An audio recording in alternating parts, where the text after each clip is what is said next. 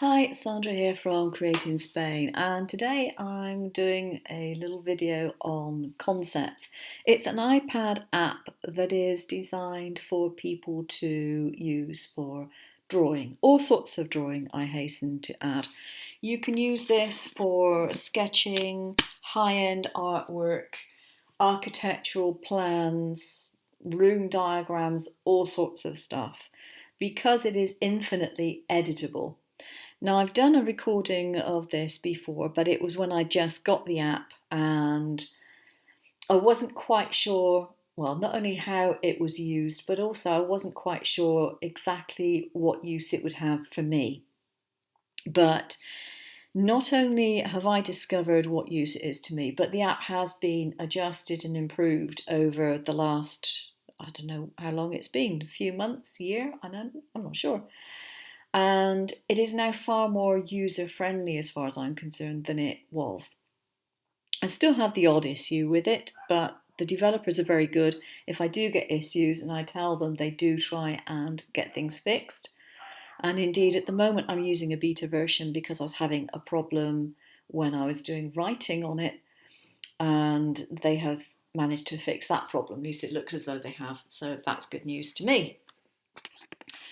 Now, if you're looking at this video as a tutorial on how to use the app expertly, click away and go look at something else. This isn't one of those sorts of tutorials. This is just a look, an overview at how the app actually works, okay? So there's a lot of extra information that I will not have time for in this video. This is just to show you what it does, how it works, and to give you an idea of whether it will be of any use to you. Now, one thing I will state in this is a vector drawing app. So if you need vectors, you can export vectors from this. It will export, for example, as an SVG, or indeed there is another export format, DXF I think it is, which a lot of people with plotters and things use. But you can also export as a JPEG or a PNG, that sort of thing. So if I was looking, for example, at this drawing of the rabbit, this sketch, I could export that as an SVG, and that is pretty much, how it would look. If I was going to export the ones of the eyes, for example, I would want to export those as a JPEG or a PNG, most probably. So anyway, to get a new page up, simply tap the new, and there we go, you get a new page up. Now, before I do anything else, I'm just going to show you this bit. Bottom left are the settings, and these are the settings, the preferences that you can set that are personal to you, okay? There's lots of different things in there. You can have your paper size if you want to have it set to A4 or whatever. I've got mine set to infinity, so I don't have edges to my paper per se. I've also got my Bamboo Stylus Fine Line added onto here. It's easy to do, and you do it once and then it will recognise your pen, or your stylus I should say, when you use it and you switch it on. Okay, so I'm not going to go into all those preferences because everyone wants things different. They don't want the same thing, that's why they're personal preferences. Okay, so the screen comes up like this, and to the right hand side you'll see partial strokes and the help menu and so on and so forth. This bit is called the heads up display, or the HUD. On the left hand side we have all the various tools. The top left takes me back to the home screen. Okay, tap that one to get back to the page that I was on.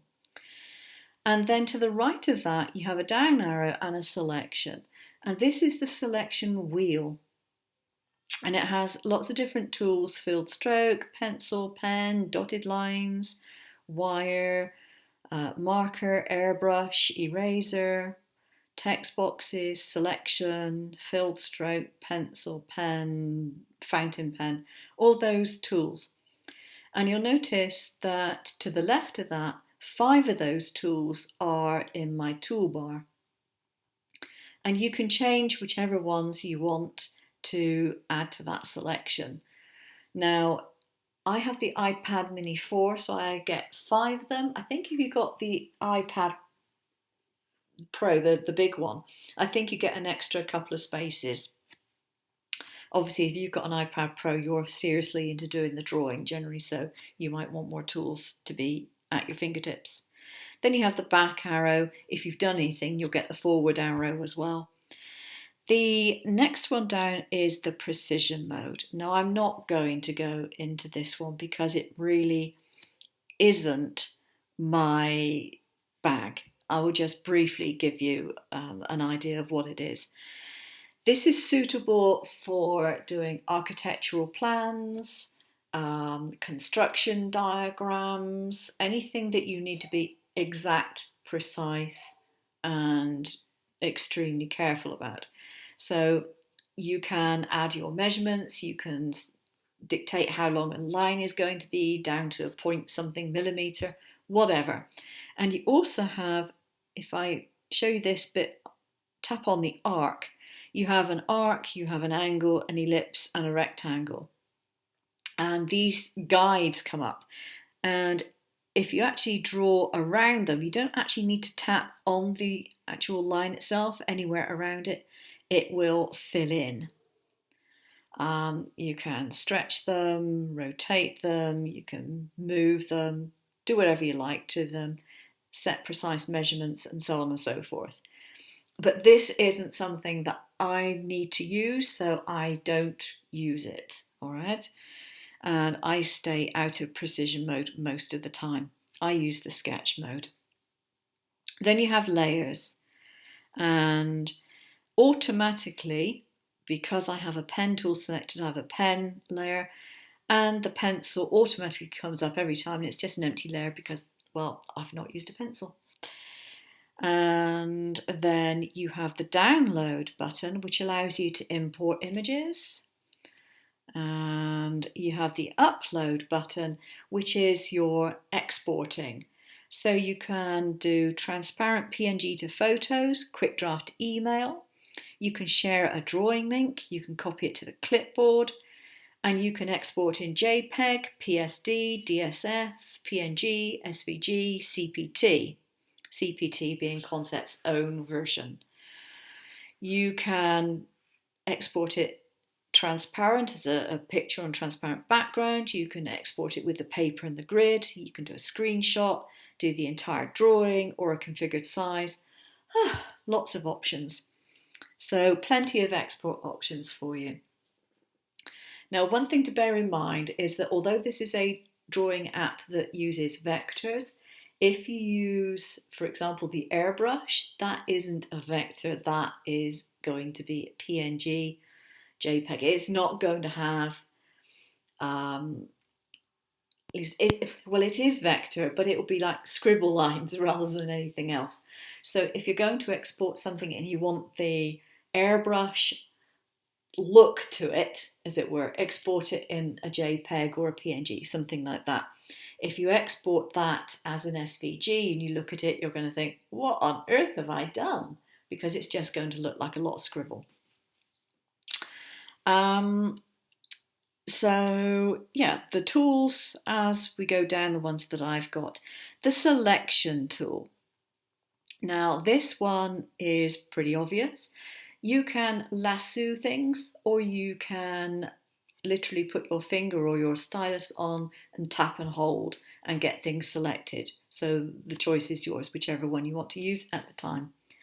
Now the next one that I have is a fixed width line. Now if I draw a line here, oops, I've not got my pen switched on, or at least it had switched itself off, one or the other. Okay, so draw a line here. Now you notice that underneath the fixed width, I've got lots of different things. I've got the measurement, which is the width of it. And I can go up or down to get whatever width I want. Underneath that, we have the opacity or transparency, depending on which way you like to look at it. Okay. And underneath this one, we've got what I like to call the wiggle factor, because this determines how straight or otherwise the line is. So for example, if you draw a shaky line like this one, and I'm just going to tap it and hold it to select it, and I can straighten it out a bit, or I can put it back to its wiggliness, whichever I wish to do. Okay. Now this has quite a fun use for anyone who wants to send secret messages. So if, for example, I'm going to take this right the way down, and I'm going to write my name, very thick line there. Okay, and I'm going to select it.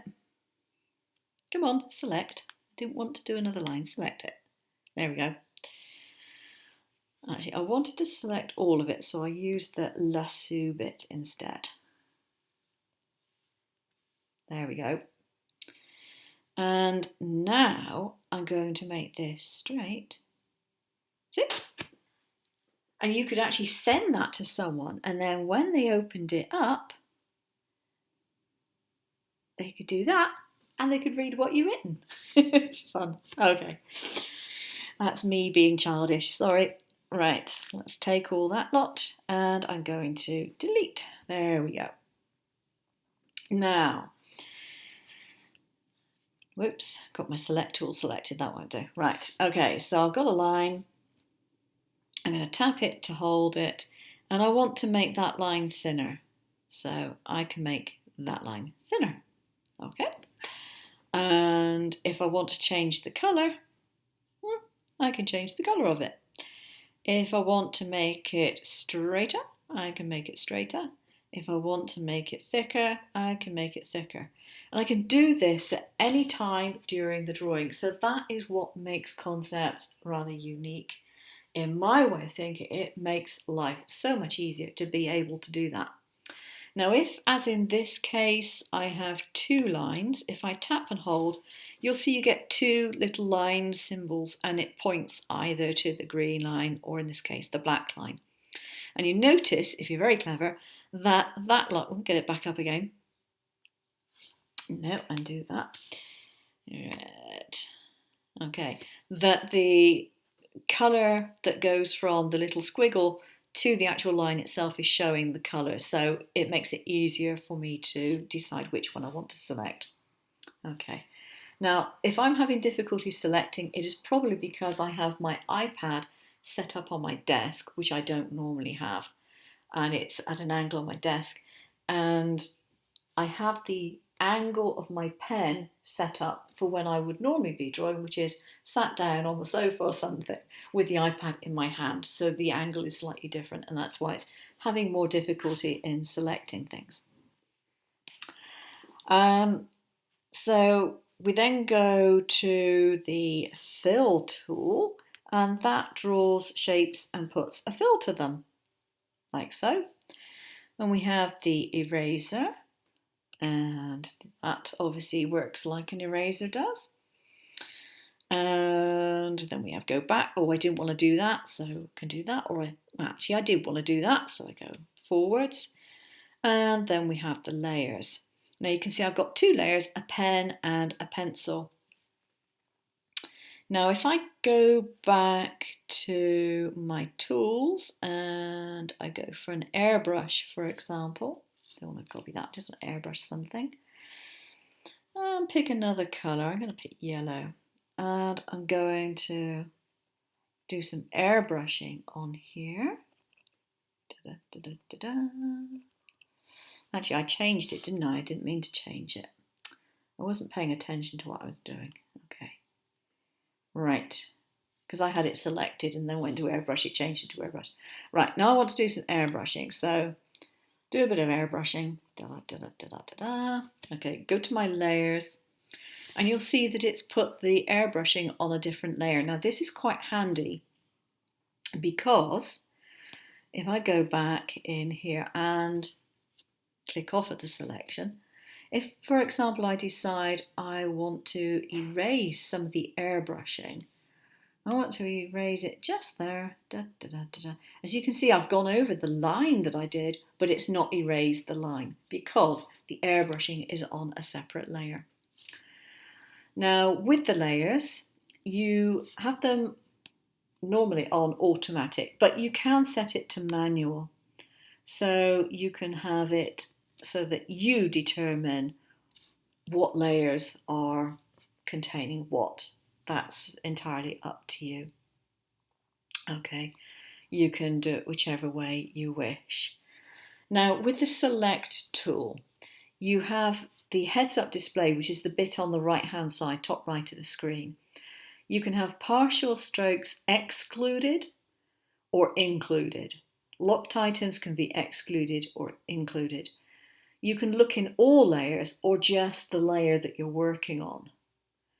And you can have it so that when you select things, stretch is on or off and rotate is on or off. So you don't do those things accidentally when you move things around your design.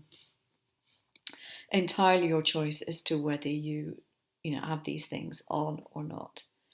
So that is basically the Concepts app.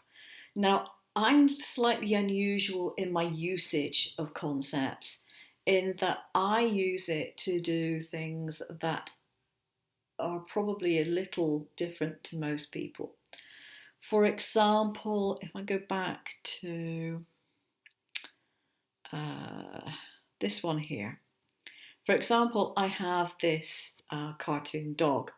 Now, what I might want to do with the cartoon dog may be different to what other people want to do with the cartoon dog.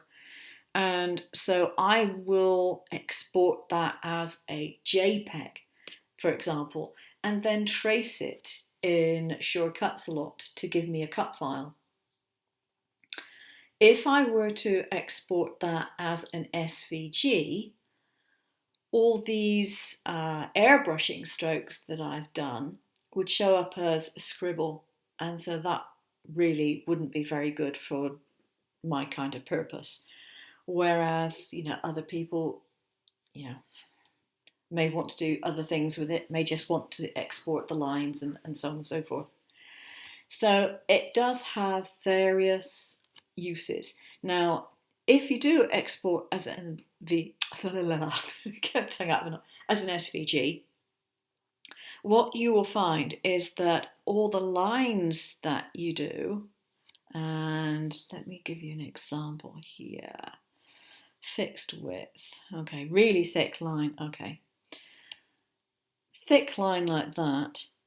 The SVG version of this will be a very thin line through the centre of that, basically just, a hair's width line through the centre of that.